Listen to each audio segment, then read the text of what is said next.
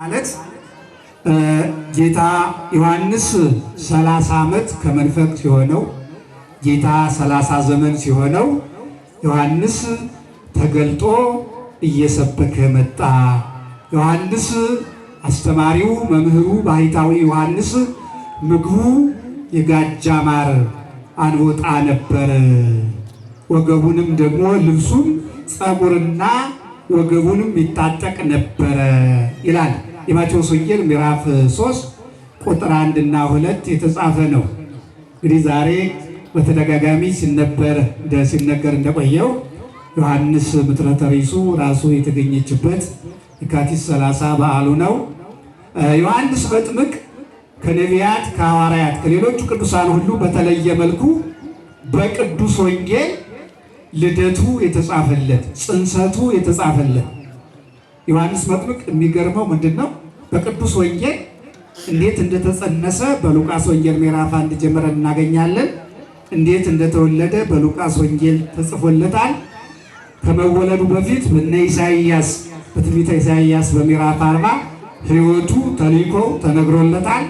አራቱ ወንጌላውያን ሁሉ ማቴዎስ፣ ማርቆስ፣ ሉቃስ፣ ዮሐንስ ስለ ዮሐንስ መጥምቅ በሰፊው ጽፈዋል እና ዮሐንስ መጥምቅ የተወለደው ከካህኑ ከዘካርያስ ከቅድስት ኤልሳቤጥ በምስራተ መልአክ ነው። ራሱ ቅዱስ ገብርኤል ተልኮ መጥቶ ስለ ዮሐንስ ሕይወት ሲናገር እስመ በመንፈስ ያሐውር ወኃይለ ኤልያስ በመንፈስ ቅዱስ ይሞላል፣ ከእናቱ ማኅፀን ጀምሮ የእግዚአብሔር መንፈስ ያድርበታል ካለ በኋላ ለኤልያስ በተሰጠ የመንፈስ ቅዱስ ኃይል ይሄዳል ብሎ ተናግሮለታል። እና ዮሐንስ መጥምቅ እንደተወለደ ያን ጊዜ ቅትለተ ሕፃናት ሄሮድስ የፈጃቸው ሕፃናት 140,000 ሕፃናት የሚገደሉበት ወቅት ስለነበረ ኤልሳቤጥ ልጄን ይዤ እሰደዳለሁ ብላ ካህኑ ዘካርያስን ስለጠየቀችው ኤልሳቤጥ ዮሐንስን እንደወለደችው ዮሐንስን ይዛ የ2 ዓመት ዮሐንስን ይዛ ተሰደደች ነው የሚለው። እና ኤልሳቤጥ ዮሐንስን ይዛ ወደ በረሃ ተሰደደች። በረሃ የሄደው በእናቱ እቅፍ ነው። ዮሐንስ መጥምቅ በበረሃ እናቱ ይዛው ተሰዳ እናቱ በረሃ ውስጥ ሞተች ይላል። እናቱ በበረሃ ውስጥ ዮሐንስ መጥምቅን ይዛ ተሰዳ ሕፃኑ የሬሳውን ጡት እየጠባ ሳለ እግዚአብሔር ኢየሱስ ክርስቶስ በምድረ ግብፅ ለእናቱ ለድንግል ማርያም ኤልሳቤጥ ከዘመዶችሽ ሞተች ብሎ ነገራት ይላል። እና በዚህም ጊዜ ጌታ ከሰማይ ደመናይቱን ጠራት ይላል። ሕፃኑ ክርስቶስ ደመናይቱ መጣች፣ እንደ ሄሊኮፕተር ሰፈፍ ብላ ዮሴፍ ሰሎሜ እመቤታችን ካለችበት ሰፈፍ ስትል በዚህ ደመና ላይ ዮሴፍ ሰሎሜ እመቤታችን ጌታ አዝዞ ተሳፈሩ። ደመናይቱ ኤልሳቤጥ ወደ ሞተችበት ቦታ ወሰደቻቸው እና እመቤታችን ዮሐንስ መጥምቅ የሞተውን የኤልሳቤጥን የእናቱን ሲጠባ አይታ አለቀሰች። ምርር ብላ በእኔ ምክንያት ይህ ሁሉ መከራ ሆነ ብላ ስታለቅስ ጌታ አታልቅሽ፣ እኔ አሳድገዋለሁ። ልጆቻቸውን ያሳድግላቸው ጌታ በዚህ ክፉ ዘመን ከዚህ በረሃ ውስጥ በዚህ ጊንጥ እባብ ብዙ ልዩ መርዛማ አውሬዎች በሚበዛበት በረሃ እኔ ጠብቄ አሳድገዋለሁ አላት። ከዚህ ክፉ ነገር ሁሉ ይሰውረ ሁላችንን። እና ከዚህ በኋላ ጌታ አዘዘ። አንዲት እንስሳ መጣች፣ ለዮሐንስ መጥምቅ ጡቷን ሰጠችው። እመቤታችን እያየ ይችላል ወዲያው ስለለመነችለት እንዴት ይሆናል ስትል መታ ቶራ የምትባል እንስሳ ጡቷን ሰጠችው። ሕፃኑ የእሷን ጡት ጠባ። እግዚአብሔር አዘዘ። አንበሶቹ ቆፈሩ፣ ምድሩን ፈለሱት። ኤልሳቤጥ ተቀበረች። ጌታም በዚህ እኔ እጠብቀዋለሁ አለ። ወደ ምድረ ግብፅ ተመለሱ። እንግዲህ ዮሐንስ መጥምቅ ወበውእቱ መዋዕል የሚለው 30 ዘመን ሙሉ በበረሃ በምናኔ ኖረ። ዮሐንስ ስለ አራዊት ነው የሚጽፍ፣ ስለ ዛፎች ነው የሚጽፍ። ዮሐንስ መጥምቅ የአራዊትን ጠባይ ያውቃል እና 30 ዘመን ሙሉ እግዚአብሔር ጠብቆት ከባብ ከጊንጥ ከእፉኝት ጋር መናኙ ባህታዊው ዮሐንስ መጥምቅ አደገ ኖረ። ከክፉ ነገር ሁሉ ያሳልፋችሁናል። ዮሐንስ መጥምቅ እናንተን የሚጠብቃችሁ ከክፉ አሁን ጊንጥ የበዛበት አውራ የበዛበት እንዳሁኑ ያለ ክፉ ዘመን ገጥሞና ያውቅምና ዮሐንስ መጥምቅን በልጅነቱ የጠበቀ ሁላችንንም ይጠብቀን። ሲጠብቀን ነው ሁላችን ይጠብቀን። የባብ ዘመን ነው፣ የጊንጥ ዘመን ነው አሁን ይመናል። እና ዮሐንስ መጥምቅ በትንቢት በተነገረለት መሰረት ኢሳይያስም እንደተነገረለት እና መንገድ ጠራጊ ተብሎ የተጻፈለት የጌታን መንገድ የሚያዘጋጅ እሱ ስለሆነ 30 ዘመን ሲሞላው ከምድረ በዳ ወደ ይሁዳ ምድር መጣ፣ ወደ ከተማ መጣ ዮሐንስ መጥምቅ። እና ዮሐንስ መጥምቅ ሲመጣ ልብሱ የማይወልቅ የማይቀየር ባህታዊ መልካም መዓዛ ያለው እንደገና ምግቡ የጋጃ ማር አንወጣ ይላል። ይህንን መምህራን ሲፈቱ ዮሐንስ መጥምቅ አንወጣ ማለት አንበጣ የምናየው እህል የሚያጠፋው አዝመራ የሚያጠፋው አንበጣ ሳይሆን ፊደሉ ቦ ነው። አንቦጣ ነው። ዱር ያስተማሩ በጉባኤ ቤት ቦ ነው። ቦ ማለት ቅጠል ነው። አንበጣ የተባለ ቅጠል ደቁሶ ጨው ነስንሶ በረሃ ስለሆነ ባህታዊ ስለሆነ ቅጠል ነበር የሚበላ እና ወማዕረ ጸደና ይላል። ማርም የጸዳና ማር ይመገብ ነበር እንጂ በየቤቱ እየጣፈጠለት የነገስታቱን ምግብ መርጦ ፍትፍት የሚበላ አልነበረም። ባህታዊ ነው ነው የሚለው እና ይህም ደግሞ ጌታ ራሱ በማቴዎስ ወንጌል በምዕራፍ 11 ቁጥር 19 ላይ ዮሐንስ መጥምቅ ሳይበላና ሳይጠጣ መጣ። ዮሐንስ መጻ እንዘ ኢይበል ወኢይሰቲ ይላል ቅዱስ ወንጌል። ዮሐንስ መጥምቅ ሳይበላና ሳይጠጣ መጣ። የሰው ልጅ ኢየሱስ ክርስቶስ ግን እየበላና እየጠጣ ስለመጣ አርከመ ጸባሃን አሉት። ዮሐንስ መጥምቅ ሳይበላና ሳይጠጣ ስለመጣ ጋኔን አድሮበታል አሉት የሚለው እና ዮሐንስ መጥምቅ አልበላም አልጠጣም። ጌታ ቃሉ እውነት ነው፣ የበላ ይጠጣ አይደለም ሲል እዚህ ላይ የጋጃ ማር በላ አንወጣ የሚለው ለምንድን ነው ሲሉ መምህራን ዮሐንስ መጥምቅ አሁንም የበላው የጠጣው የለም። ዮሐንስ መጥምቅ ማር ምግቡ ነው፣ አንበጣ ምግቡ ነው የሚለው ማር ዘይቤ ጣዕመ ስብከቱ ይእቲ። መምህራን ይእቲ ማር ዘይቤ ጣዕመ ስብከቱ ይእቲ፣ አንበጣ ዘይቤ ልዕልና ስብከቱ ይእቲ። ዮሐንስ መጥምቅ የሚያስተምረው ትምህርት ከድሆች ጋር የተቆራኘ ነገስታቱን የማይፈራ ባህታዊ መናኝ ደረቅ በጠቅላላ ቀጭን ትእዛዝ ስለሚናገር ከነገስታቱ ገብቶ ገንዘብ ስለማይፈልግ ልብስ ስለማይፈልግ ምግብ ስለማይፈልግ እውነት ስለሚናገር እና ስብከቱ ደግሞ ስለላይኛው አሁን ልዕልና ስብከቱ ማር አንበጣ ዘይቤ ልዕልና ስብከቱ ይእቲ። እኔ ተጎንብሼ የጫማውን ጠፍር ልፈታለት የማይገባኝ ከኔ በፊት የነበረ ከኔ በኋላ ይመጣል ብሎ ስለ ሰማያዊው አምላክ ስለ ኢየሱስ ክርስቶስ ስለሚያስተምር አንበጣ የተባለ ትምህርቱ ነው። ማር የተባለ ደግሞ መደመጡ ነው። ማር ዘይቤ ጣዕመ ስብከቱ ይእቲ። እሱ ሲያስተምር ንበሩ በበሲሳይክሙ፣ ደሞዝ አትብሉ፣ በየኑሯችሁ ደሞዛችሁ ይብቃችሁ። አንድ ልጅ ሁለት ልጅ ያለው አንድ ለሌለው ይስጥ። በቁም ሳጥን የሞላ ልብስ ስንት ነው ያለው? አዲስ አበባ ቁጥሩ ነው የማይታወቅ ነው። የልብሳችን የሸሚዙ ቁጥር አይታወቅ። ዮሐንስ መጥምቅ ያስተማረ ግን ሁለት ልጅ ዘቦ ክሌ ክዳን ያሃባሃደለ ዘአልቦ፣ ሁለት ልጅ ያለው ለሌለው ይስጥ። እነዚህን ደግሞ ባለስልጣኖችን ደግሞ ጉቦ አትብሉ። ዮሐንስ መጥምቅ ምናውን ቢያስተምር ጉቦ የጉቦ ዘመን የውሸት የሽንገላ የሐሰት በጉቦ የጨቀየ አገር ነው ያለ ነው እና በየደሞዛችሁ ኑሩ ብሎ ሲያስተምር ዮሐንስ መጥምቅ እንዲህ ብሎ አስተምረው ደግሞ ሰው ቤት ስለማይገባ ትምህርቱ ተደመጠለት። ትምህርቱ ስለተደመጠ ማር ዘይቤ ጣዕመ ስብከቱ ይእቲ ብለው መምህራን ተርጉመውታል። እና ዮሐንስ መጥምቅ በምድረ በዳ እየሰበከ መጣ ይላል። ምድረ በዳ የተባለ የአይሁድ ልቡና ነው። ምድረ በዳ ማለት ወደ በረሃ ሄዳችሁ ከሆነ ቅጠል የሌለው ምን የሌለው ዝም ብሎ የጊንጥና የእባብ መመላለሻ የሆነ ምድረ በዳ የሆነ የአይሁድ ሕይወት ነው። ትሩፋት የሌለበት ሃይማኖት የሌለበት ምግባር የሌለበት ምድረ በዳ ሆኗል። ሰው አሁን ጠቅላላ ከትሩፋት ከሃይማኖት ከፍቅር ውጭ ሆኗል። ሰው ራሱ ምድረ በዳ ሆኗል። እግዚአብሔር ያለምልማችሁ በፍቅር ነው ይመና። ፍቅር የሌለው ምድረ በዳ ነው አሁን ያለው። ዮሐንስ በምድረ በዳ እየሰበከ ሲመጣ እና ትምህርቱ ተደመጠለትና ከመሪዎቹ ብዙዎቹ ወደ ስብከቱ መጡ ይላል። ይሰሙት ሲመጡ አልፈራቸው። ኦ ውሉደ አፈወት ነው ያላቸው። መኑ አመረክሙ እናንተ የፉኝት ልጆች ከሚመጣበት የፉኝት ልጆች አለ። እቺ ፉኝት ይኸው ግን ቅድም እንዳልኳቸው በረሃ የኖረ ያደገ ስለሆነ ስለ መርዛማ አራዊት ያውቃል። ይቺ ፉኝት ባሏ ማለት አውሬው እንድትወልድ ያው በሕጉ ሲያረጋት ማለት በሚገባው በልማድ ሲሆን ባሏ አውሬው ይሞታል። እንደገና ደግሞ እሷ የምትወልደው ሆዷን በልተው ነው ልጆቿ የሚወጡ።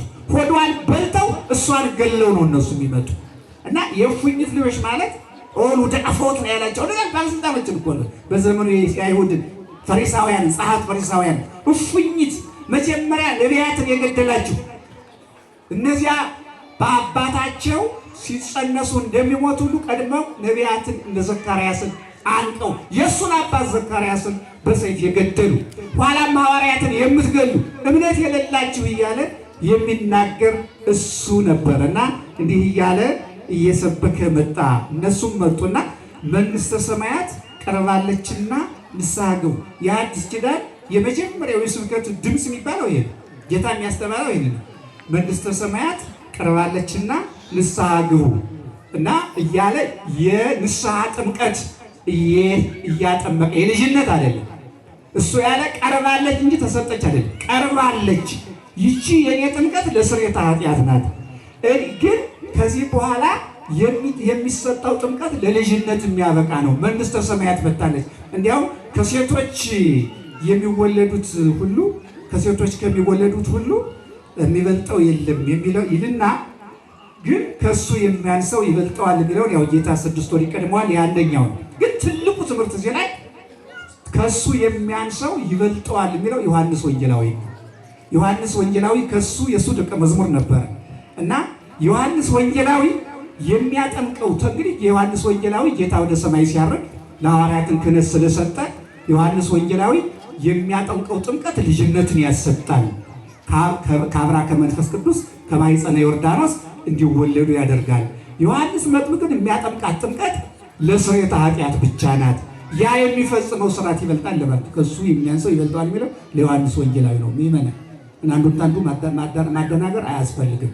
እና ዮሐንስ መጥምቅ እንዲህ እያለ እየሰበከ መጣ። በነገሥታቱ ቤት ይሰብክ ነበር። ሄሮድስን ኦ ሄሮድስ እይከውነከ ታውስት ቢሲተ እውከ ፊልጶስ ዝሙት አይገባህም፣ በአንዲት ሚስት ልትረጋ ይገባል፣ የወንድምህን ሚስት ልትነካ አይገባም እያለ ሄሮድስንም ይገስጸው ነበረ። እንግዲህ የእስጢፋኖስን ስብከት የአዲስ ኪዳን መምህራን የሚሉት የእስጢፋኖስን ስብከት እዚህ ሐዋርያት ሥራ ምዕራፍ 7 ላይ ተመልከቱት። ጌታን በገደሉት ፊት እንዴት አድርጎ እንደተናገረ እስጢፋኖስ። የእስጢፋኖስ ትምህርትና የዮሐንስ ትምህርት የባሕታውያን ስብከት ነው የሚባለው እና ይህን ሲያስተምር ሄሮድያዳ እንግዲህ ሄሮድያዳ የዮሐንስ መጥምቅ ያው ተጻራሪ ናት። ለኤልያስ ኤልዛቤል ነበረች ተጻራሪው። ለዮሐንስ መጥምቅ ደግሞ ሄሮድያዳ እንዳታገባት ብሎ ንጉሱን መሪውን ስለተናገረ ሄሮድያዳ ተነሳች፣ በዮሐንስ ላይ በጠላትነት ተነሳችበት እና በዚህን ጊዜ ሄሮድያዳ ዮሐንስ መጥምቅ የሚጠፋበትን ነገር ፈለገች እና ባቅጥም ሲባል ሲዘመር ካህናቱም ወጣቶችም የዘመሩት ይህንን ነው። ወአስመረቶ ሄሮድስ ወአስመረቶ ወለተ ሄሮድያዳ ለሄሮድስ። ሄሮድስ በዓል ሲያከብር ያው ድግስ ተደረገ። ይቺ ገባች፣ ደነሰች፣ አቀነቀነች፣ ሥጋውያንን ለወጠቻቸው። ከዚህ በኋላ ንጉሡ ደስ ተሰኘ፣ አየ። እስከ መንግሥቴ እኩሌታ ድረስ እሾምሻለሁ ሲላት ለእናቷ ነገረች፣ ሄደች። እናቷ እኔ ከገባሁ መንግሥት የኛ አይደለ የዚያን የዮሐንስን ራስ ስጠኝ ብለሽ ለምኝው አለቻት። ሄዳ ነገረች። ወተከዘ ሄሮድስ በይንተ መሐላዊ ይላል። ሄሮድስ ስለ መሐላው አዘነ። እምሄሶ ለሄሮድስ እምይብላ መሐላው እምያምትሮ ሪሶ ለዮሐንስ ይላል። ሄሮድስ መሐላው ቢቀርበት ይሻል ነበር የጻድቁን አንገት ከሚቆርጥ እና የዮሐንስን ያው ንጉሥ ነው ቀባ አይታበልም። ዮሐንስ ባለበት አንገቱ በሰይፍ እንዲታረድ አደረገ ነው የሚለው። እና ምእመናን ስንቱ በዘመናችን ስንቱ በዘፈን ስንቱ በውሸት ተሰውቷል። አሁን ያለንበት ዘመን በለው አለ ብዙ ንጹሐን የሚታረዱበት ብዙ ንጹሐን የሚሰዉበት ደማቸው የሚፈስበት ክፉና ማፈሪያ ዘመን ነው ያለበት። ከዚህ ዘመን እግዚአብሔር ያውጣን በለው ሁላችሁ ምእመናን። በዘፈን በዘፋኞች ዘፈን በቤተ ክርስቲያን ምእመናን ዘፈን ቅጥ የሌለው ዘፈን አስረሽ ብቻ አሁን የሚደረገው አሁን አገራችን ቁም ስቅሏን የምታይበት ዘመን ነው። በጦርነት በረሃብ በችግር በእርዛት ፍቅር ያጣችበት ዘመን ነው። አሁን ግን የሚዘፈኑ በእውነቱ ስጋ ቤቱ የተከፈተ የዘፈኑ ጥሩምባ የዘፈኑ ታምቡራ ድምፅ የሚሰማ በአብይ ጾም ነው። በእውነቱ የሄሮድያዳ ስራ የሁለተ ሄሮድያዳ ስራ የሄሮድስ ስራ የሚሰራበት ክፉ ጊዜ ነውና ይህን ዘመን እግዚአብሔር እንደሚሆን ያደርግልን እና ሄሮድስ በዘፈን የዮሐንስ አንገትን አስቆርጦ ለፈለገችው ሰጣት ይላል። እንግዲህ ወንጌል ላይ በግሩ ላይ ተጽፏል።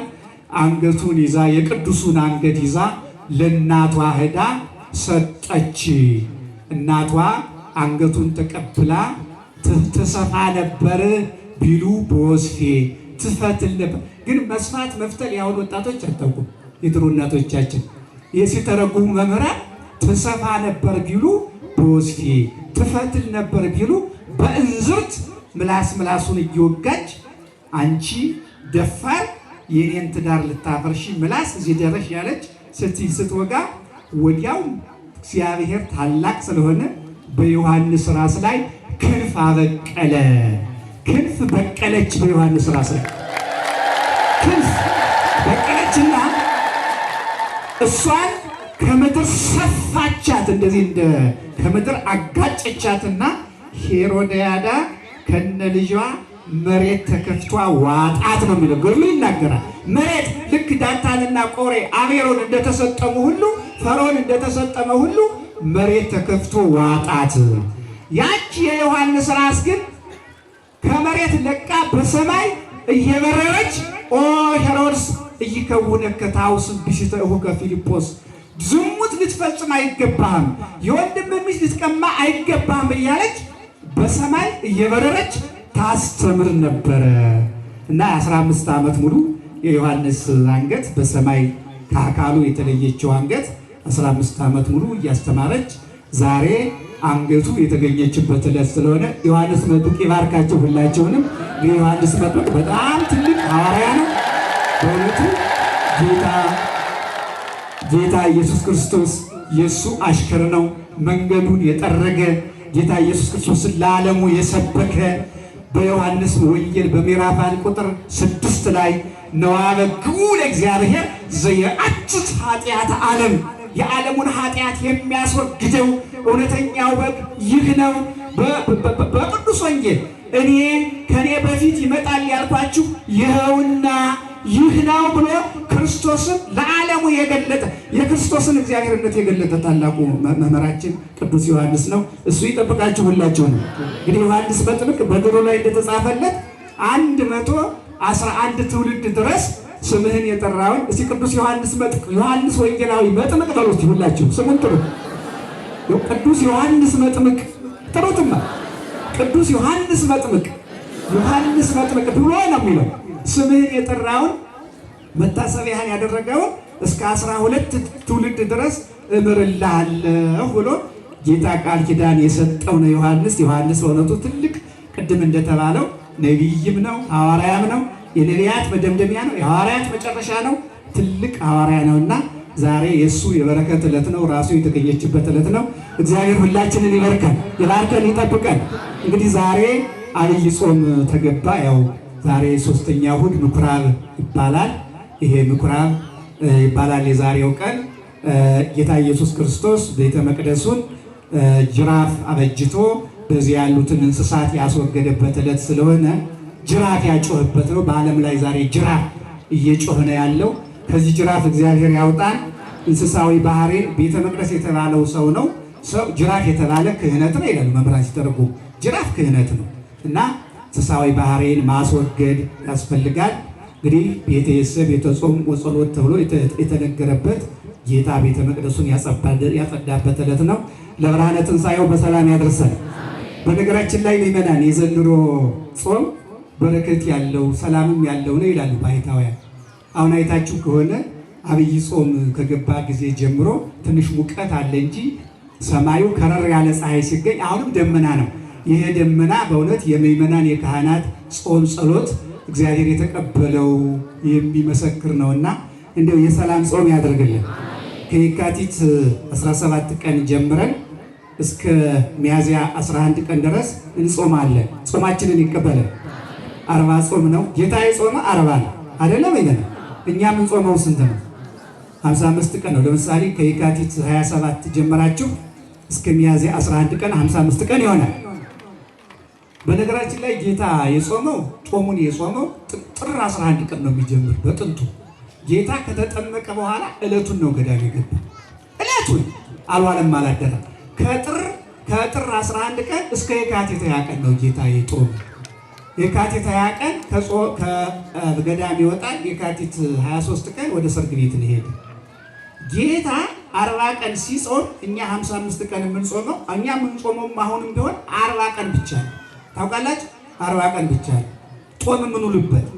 ለምሳሌ ከየካቲት 27 ቀን ጀምራችሁ እስከ ሚያዝያ 11 ቀን እስከ ቅዳም ስዑር ድረስ በጣታችሁ ካሌንደር ላይ እሁድና ቅዳሜዎችን ብትቆጥሯቸው 1 2 ብላችሁ 15 ይሆናል። እየሰማችሁ ነው። ፍትሐ ነገሥቱ የሚለውን ነው የምናገረው፣ የራሴ አይደለም። ፍትሕ መንፈሳዊ ሐዋርያት ሰለስቱ ምዕት ሐዋርያት ጀምረው ሰለስቱ ምዕት የደነገጉትን ነው የምነግራቸው። እሁድ ቅዳሜዎችን ከየካቲት 27 ቀን ጀምራችሁ እስከ ሚያዝያ 11 ቀን እስከ ቅዳም ስዑር ድረስ ያሉትን እሁድ ቅዳሜዎች ብትቆጥሯቸው 15 ይሆናል። ከ55 ላይ 15 ሲቀነስ ስንት ነው? የኤሌመንተሪ በጣም ቀላል ነው አይደለም? እሁድና ቅዳሜ ስጋም ባይበላ ጧት ይበላል። ካገኛችሁ ጧት እንክት አድርጋችሁ ሰንበትን መጾም የተወገዘ ነው በሐዋርያት። ለሰንበትህ ንጸውማ ከመዘረቡ ዕለት መርቅያን በአመፃ ወአነ በንዴት። መርቅያን የተባለ በዘመነ ሐዋርያት ሰንበትን ሲጾም ሐዋርያት ከቤተ ክርስቲያን ነው ነቅለው ያባረሩት። ይሄ ግኖስቲኮች ጋብቻን የሚቃወሙ የመርቅያን ደግሞ በዚህ ነበር የተወገዘው። እና እሁድና ቅዳሜ በነገራችን ላይ ስጋ መብላት እንዲያውም ይመናል። አሁን ጾሙ ካገኛችሁ ገንዘብ አትክልት ብትበሉ ከስጋ የበለጠ ፕሮቲን ያለው ደግሞ በሳይንሱ እናንተ ትበልጣላችሁ፣ እኛም ተምረናል። በእርግጥ ዘመናዊ ተምሬያለሁ። እና ከስጋ የበለጠ ለጤንነት አትክልት ነውና ይሄ ነው እንግዲህና ለበዓለ ትንሣኤው በሰላም ያድርስ። እግዚአብሔር ከሁላችን ጋር ይሁን። አገራችንን ሰላም ያድርግልን። እስቲ ሰላም በሉ ሁላችሁ። እመቤታችን በዋለች 16 የካቲት በዋለች በበነጋው ጾም ስለተጀመረ አባቶች ይሉትን ነው የምነግራችሁ። የካቲት 16 ቀን የቃል ኪዳኗን አክብረን ጾም ስለጀመር እመቤታችን ከመካከላችን ስላለች ትንሣኤ ሲሆን ዘንድሮ በሙሉ የኢትዮጵያ ትንሣኤ ይሆናል። ነገር ሁሉ ይረገፋል ነው የሚባለው። ውሸታም ሁሉ ከነ ውሸቱ ይረገፋል ነው። እግዚአብሔር ከሁላችን ጋር ይሁን። እግዚአብሔር ከሁላችን ጋር ይሁን።